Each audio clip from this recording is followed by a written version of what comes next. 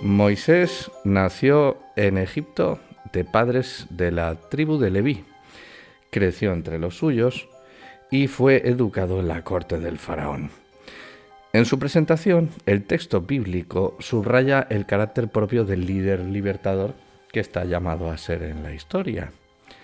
Mediador de conflictos, por una parte, protector del pueblo hebreo por otra y astuto asesino. Analizamos el origen de Moisés en este episodio 17 de nuestro resumen de la Biblia, Éxodo 1 y 2.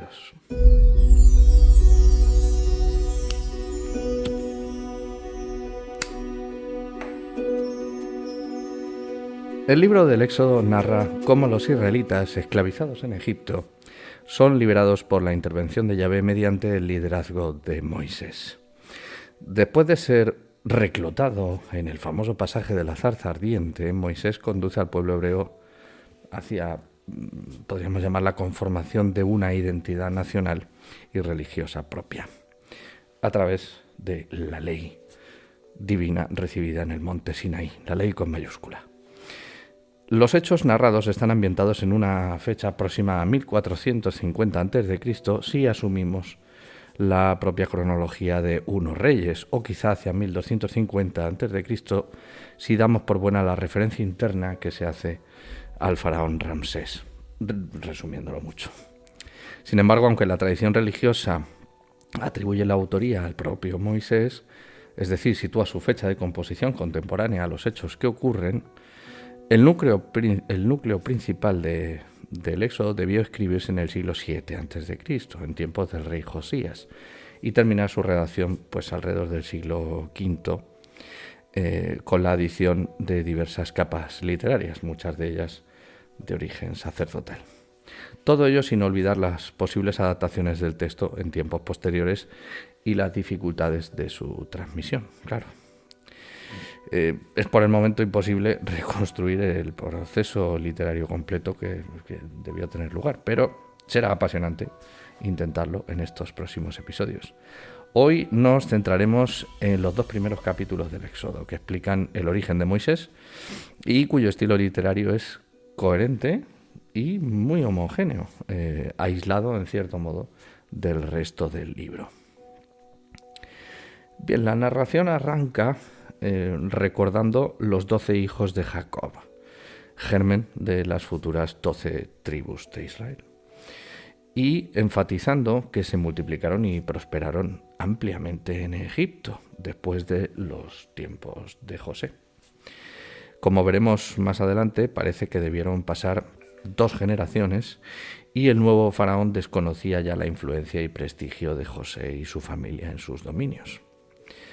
El autor enfatiza con una hipérbole el temor que tiene el faraón a causa del poder de los descendientes de Jacob.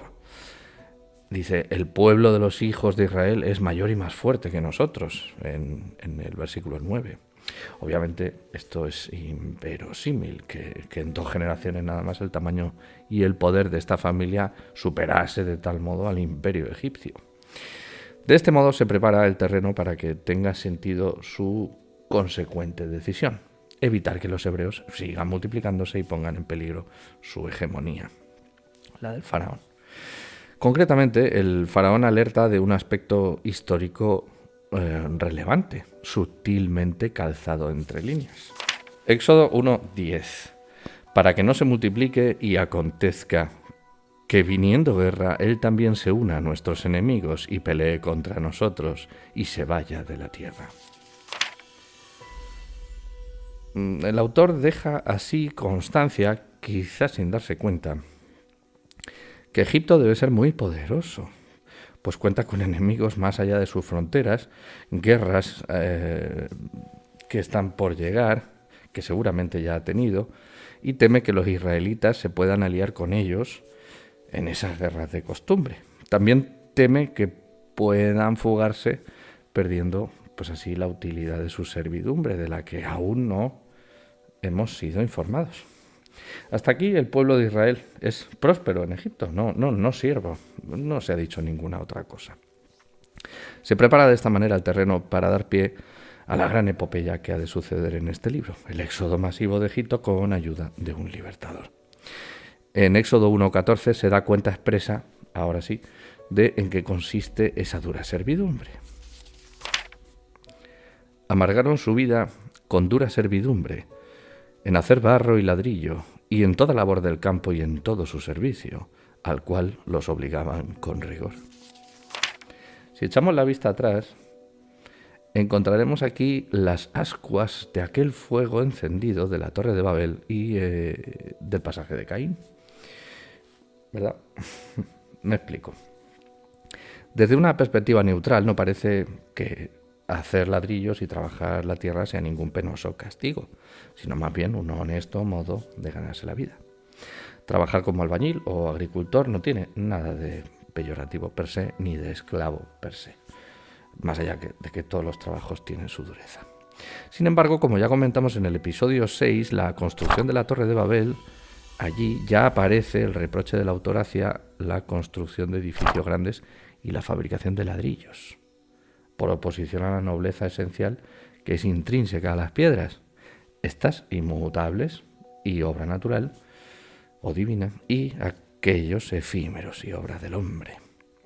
También en el pasaje de Caín, resumido en nuestro episodio 3, y en especial en el ensayo que dedicamos a las razones que le impulsaron a asesinar a Abel, en este mismo canal y en esta misma lista de reproducción, observamos la animadversión del autor o del contexto en el que debió escribir el autor hacia los agricultores, hacendosos y laboriosos, por oposición a la pretendida nobleza del pastor, símbolo evocador de los antiguos patriarcas hebreos. En esencia, interesa conocer con qué sutileza y economía literaria el autor expresa en qué consiste la dura servidumbre de los israelitas en Egipto: hacer ladrillos y cultivar la tierra, con toda la carga semántica que lleva implícita. Sea como fuere, cuanto más oprimían a los israelitas, dice el texto, más prosperaban. Otra hipérbole inverosímil que alude subrepticiamente a una justificación divina. Prosperaban por la gracia de ser el pueblo elegido. Claro, cuanto más te machacan, no es más fácil. En este punto, la narración insiste en enfatizar con mayor concreción la maldad de los egipcios y la bizarría de los israelitas. El faraón ordena a las bravas, a las parteras, que maten a los varones de los nacimientos hebreos, con una sobriedad literaria escalofriante. Pero esto no tiene ningún efecto, pues las madres hebreas son tan fuertes que dan a luz sin ayuda de nadie. Redoblando el énfasis, ordena tirar al río a los varones recién nacidos. Interesa reconocer aquí un sentir cultural acerca de la preeminencia del linaje patriarcal y el valor de las mujeres en este contexto. Es decir, el texto da a entender que debía ser bastante para acabar con los hebreos exterminar a los varones, como si los descendientes de las hembras no fuesen hebreos, si no son hijos también de un varón hebreo. Lo de la endogamia, aquí está otra vez. Y por otra parte, deja entrever que las mujeres podrían resultar útiles para alguna cosa a los egipcios, pues de lo contrario el faraón habría ordenado exterminarlas también. Esta perspectiva, a mi juicio, hemos de interpretarla como un punto de vista cultural del autor del Éxodo, más que como un rasgo antropológico de la cultura egipcia de ese contexto. Pues como dijimos al principio, el autor no escribe en el siglo XIII, sino en el siglo VII. Bueno, aprovecha aquí para intercalar una referencia divina muy interesante. Elohim prosperó a las familias de las parteras porque habían actuado con temor de él. Este detalle es muy atractivo porque va constatando un aspecto del que venimos hablando a lo largo de todo este resumen, y es el siguiente. No existen criterios éticos explícitos de cómo debe conducirse el ser humano para agradar a la divinidad. Lo importante es hacerlo con temor, seguirle, servirle. De esta suerte se va construyendo una moral muy curiosa, en la que el servilismo temeroso está en el centro y las directrices concretas de conducta quedan pues a discreción del autor, del exégeta, del sacerdote o bueno, del interesado en cada momento. Para el autor servirá este contexto moral tan ambiguo para construir la historia de acuerdo a los intereses políticos del entorno que le tocó vivir. Al exégeta futuro le servirá para interpretar con flexibilidad las normas de conducta adecuadas a sus contemporáneos. Y al sacerdote le permite construir los dogmas morales más ajustados a sus intereses. Así no resultará extraño que cada confesión religiosa pues establezca unos criterios genuinos a partir del mismo texto, en muchos aspectos contrapuestos. Y no nos extrañará que así haya sido en todo tiempo y sigue siendo hasta hoy, ¿verdad? Bueno, de esta forma queda preparado el contexto literario para la presentación del que será el protagonista principal durante todo el libro y los siguientes hasta su muerte, Moisés, con permiso de Yahvé, eso sí. Como he comentado varias veces, esta parte es muy interesante. Y recientemente, en el vídeo que hice sobre la novela de Piñero, de Herodes el Grande, la primera aparición de un personaje en una historia enmarca su perfil característico para el resto de la narración. No sucede, no, como con la primera impresión cuando conoces a alguien, que suele ser fortuita y casual y luego no está preparada, luego puede cambiar. No, de la pluma del autor no sale nada fortuito y casual, sino voluntario y premeditado, tanto más cuanto mayor es su pericia de poeta.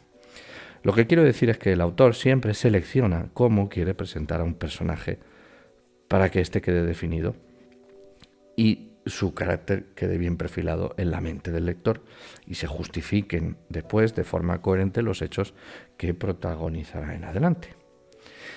Así, en el segundo capítulo del Éxodo observamos la presentación de Moisés, que será muy relevante para entender su cometido en la historia. Vamos a verlo. Arranca de esta suerte. Dice así: un varón de la familia de Leví fue y tomó por mujer a una hija de Leví. Esto lo dice el primer versículo de Éxodo 2. Como vemos, el texto no pierde en este arranque de Éxodo la preferencia por la endogamia entre los hebreos, tan manida en los capítulos de Génesis. Bueno, pues de esta unión surge Moisés y tendremos que reconocerle, pues, ascendencia levítica y endogámica. Descubriremos en Éxodo 6 que el enlace se produce entre tía y sobrino. Sin embargo, sorprende que aquí no se diga quiénes fueron estos padres que engendraron a Moisés, aunque después sí se especificará.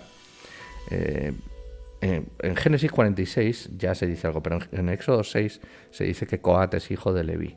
Se dirá también en ese capítulo que de Coat descendió Amram, y junto a su tía levita pues engendró a Moisés y a Aarón y a Mariam.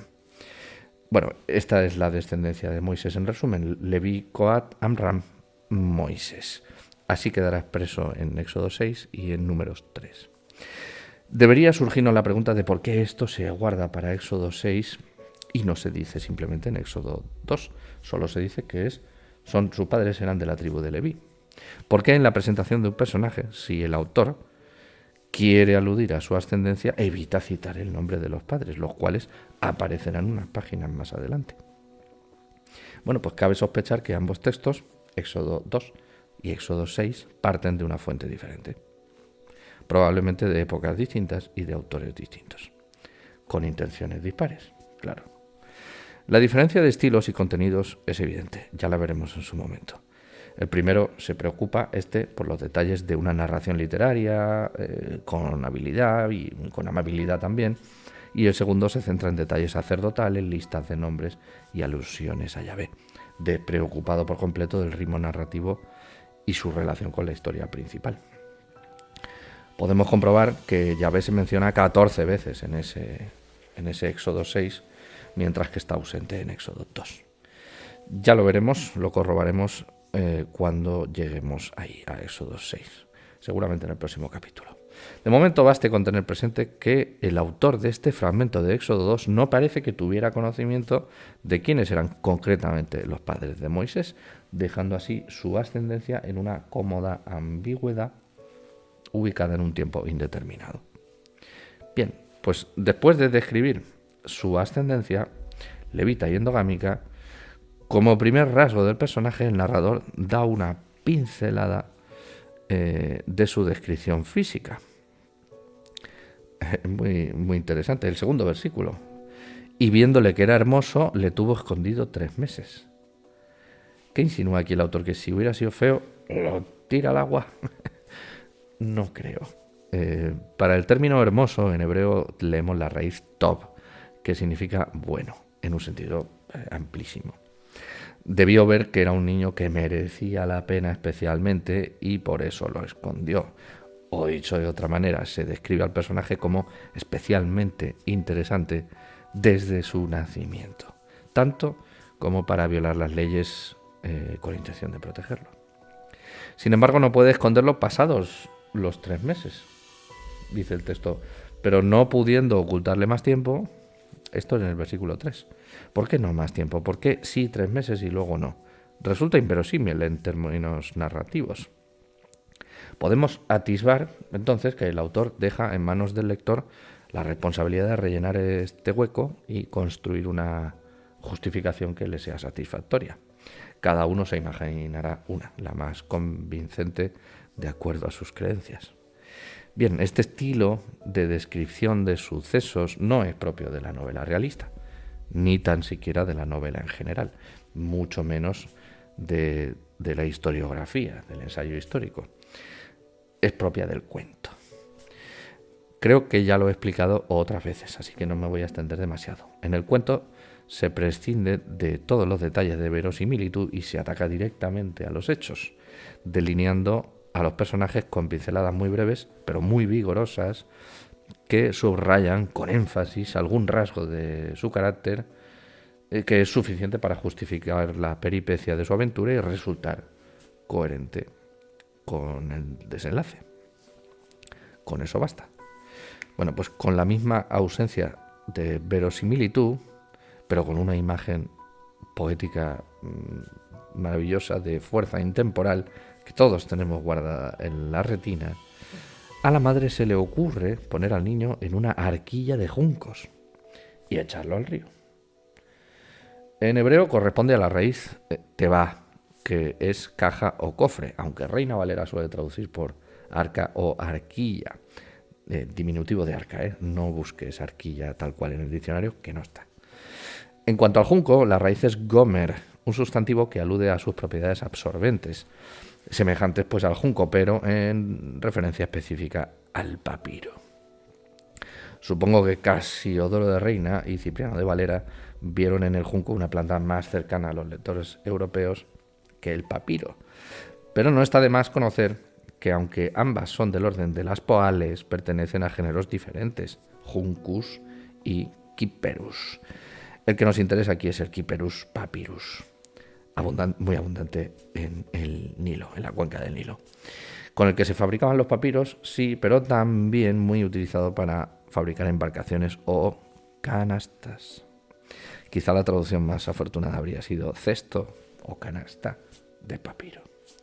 Bueno, el caso es que el autor nos cede la responsabilidad de imaginar un motivo para desprenderse del niño pasado los 3 meses, una razón para pensar que es buena idea ponerlo en una cesta, en el río, y una esperanza de que tal cosa lo salve en lugar de perderlo. Un razonamiento verosímil habría forzado a sospechar al lector que ponerlo en una cesta en el Nilo era poco menos que ofrecerlo a los cocodrilos o a cualquier destino inefable. Pero la magia del cuento nos pone en la obligación de imaginar una justificación satisfactoria. Pues sería la suerte que estuvo de su parte, o Dios que protegió su singladura en la cesta, o habría alguien cerca que lo recogiese y lo haría para bien porque, claro, el niño era visiblemente bueno, era hermoso.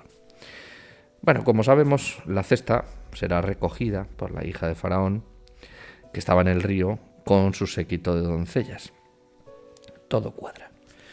Aquí el autor intercala un detalle muy inteligente para seguir ofreciendo una línea de continuidad en el relato. Me explico. A partir de aquí se va a contar qué le ocurre a Moisés cuando es recogido por la egipcia. Pero tal cosa no la puede conocer el narrador salvo que sea omnisciente. Y eso puede resultar incómodo si se quiere interpretar la autoridad del libro desde una perspectiva historiográfica. Es decir, que ningún autor humano puede observar qué hace la madre hebrea y luego observar qué hace la hija de Faraón con el chiquillo en otro lugar y elaborar con eso un relato historiográfico. No.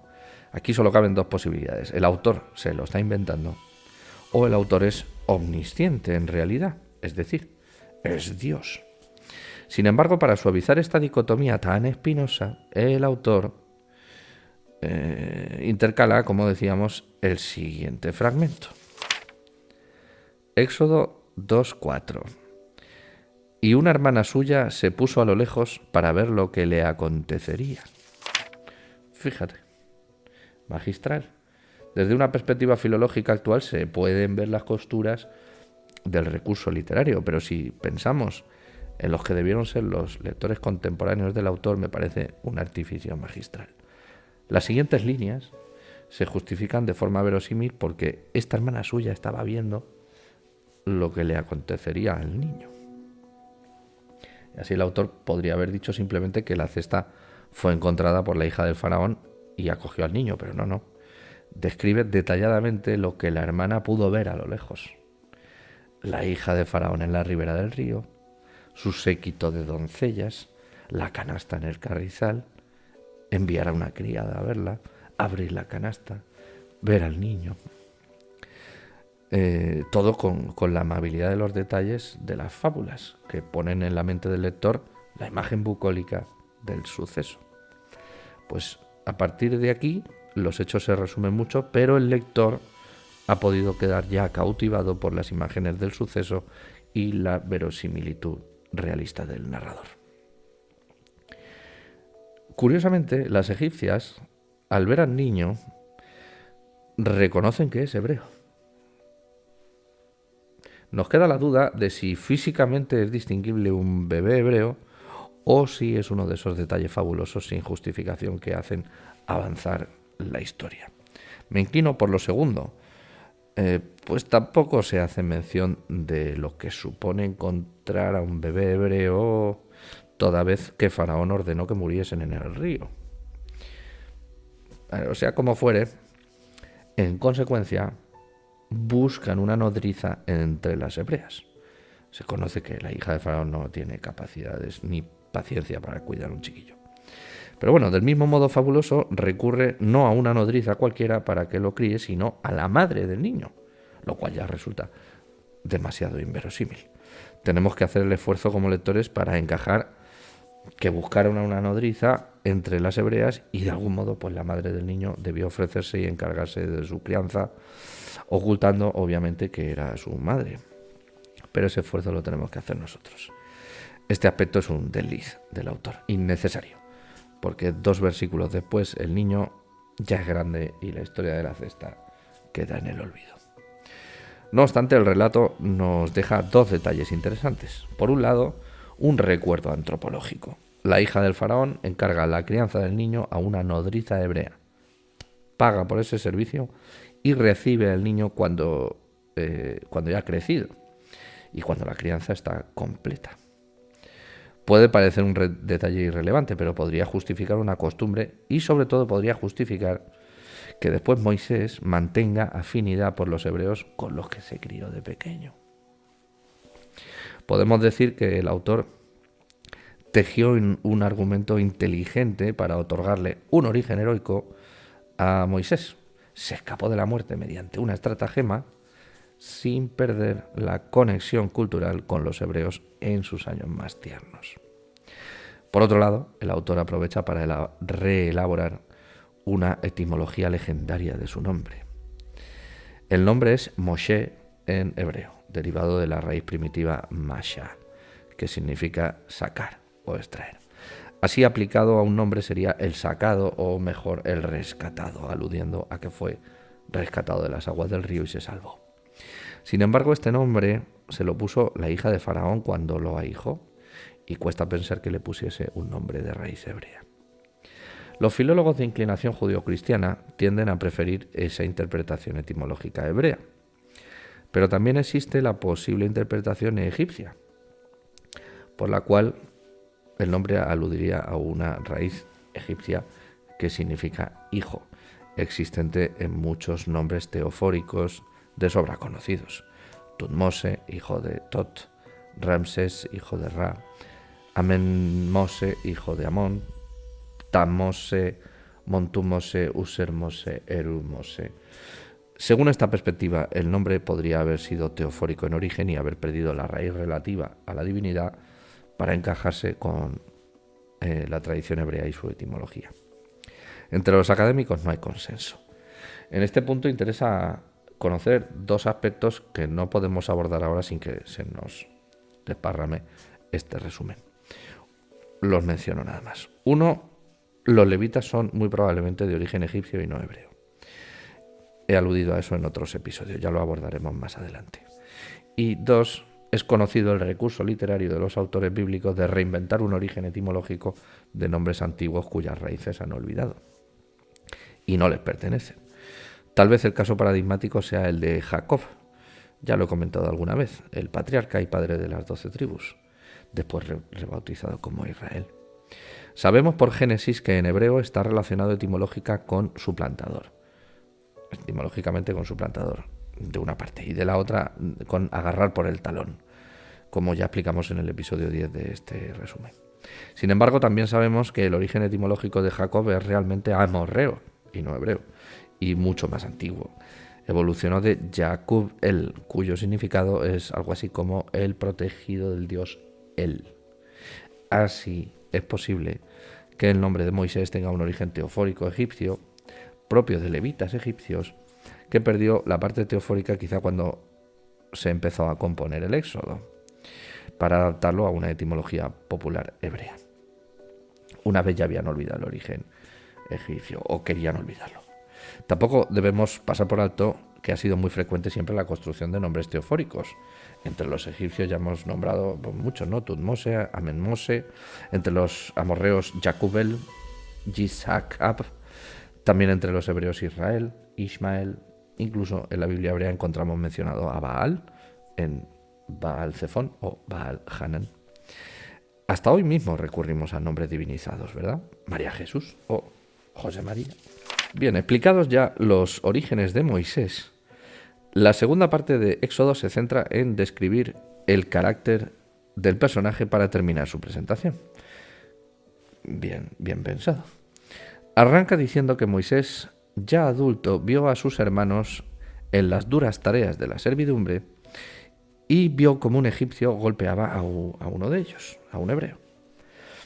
Aquí observamos la precisión con la que se compuso la primera parte de la historia para que sea coherente que Moisés, ahijado de la corte del faraón, sea capaz de reconocer a la vista a sus hermanos hebreos y se duela por ellos. Sienta empatía con ellos. Fue criado en la infancia por su madre a petición de la hija de faraón. Bueno, pues aquí viene la frase más relevante de todo el libro del Éxodo, a mi juicio, la que más. Éxodo 2:12. Aquí la tienes. Entonces miró a todas partes y viendo que no parecía nadie, mató al egipcio y lo escondió en la arena.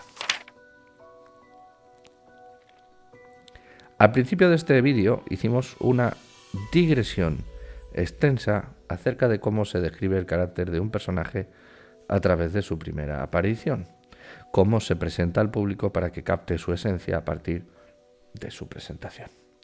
Pues bien, resulta sumamente interesante descubrir aquí que el autor elige como primera acción de Moisés y acto de presentación un asesinato con el agravante de la alevosía. Se aseguró de que nadie le viera, lo mató y escondió el cadáver.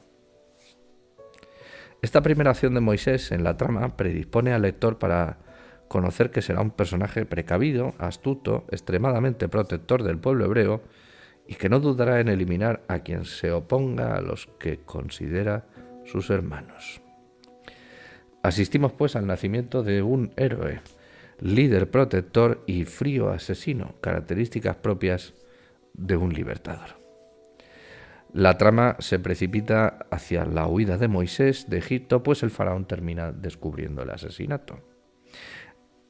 Un poco antes, Una breve aventura sirve para seguir perfilando el carácter protector y libertador de Moisés, mientras dos hebreos reñían y él intercede. Éxodo 2, 13-14. ¿Por qué golpeas a tu prójimo? Y él respondió: ¿quién te ha puesto a ti por príncipe y juez sobre nosotros?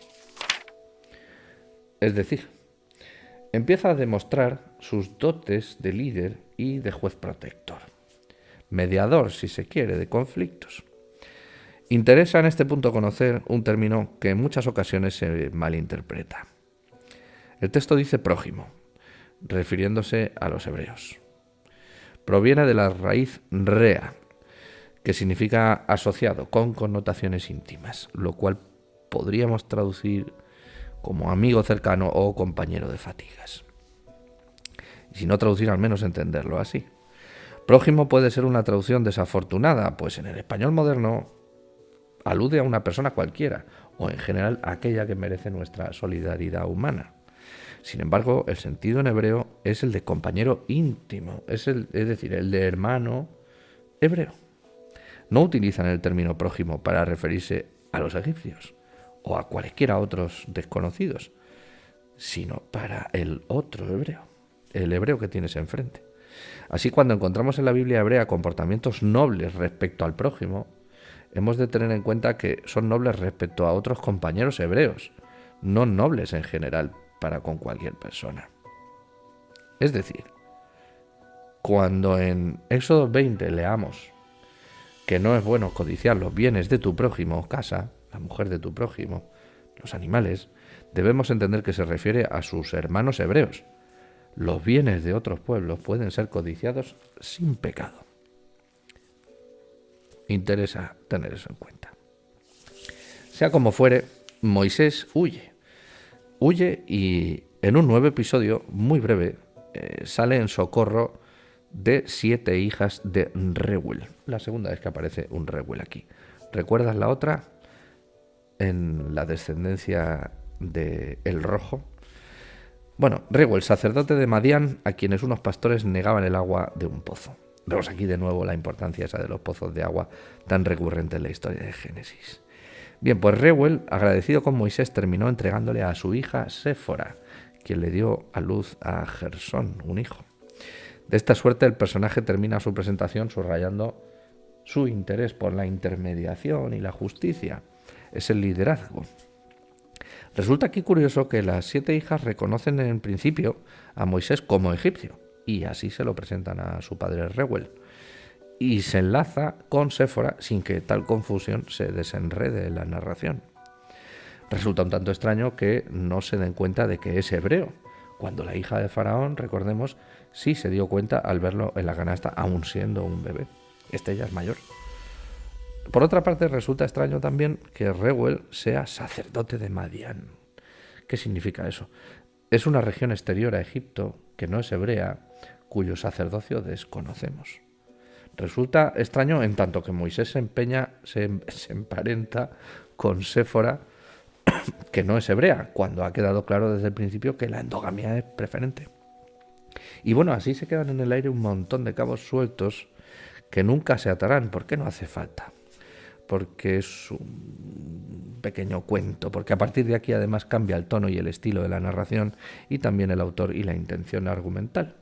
El capítulo termina cuando el dolor de los hebreos en Egipto alcanza a Elohim, quien recuerda entonces que había hecho un pacto con los patriarcas y se prepara así lo que viene después. En fin, termina así esta primera parte de la presentación de Moisés, en la que no se ha citado ni una sola vez a Yahvé. No. Y han sido los detalles fabulosos los protagonistas de una narración fluida y rica en matices y en imágenes icónicas. A partir de este momento, Yahvé toma las riendas y se le aparecerá a Moisés en una zarza y monopolizará todo el Éxodo hasta el final, apareciendo citado cientos de veces.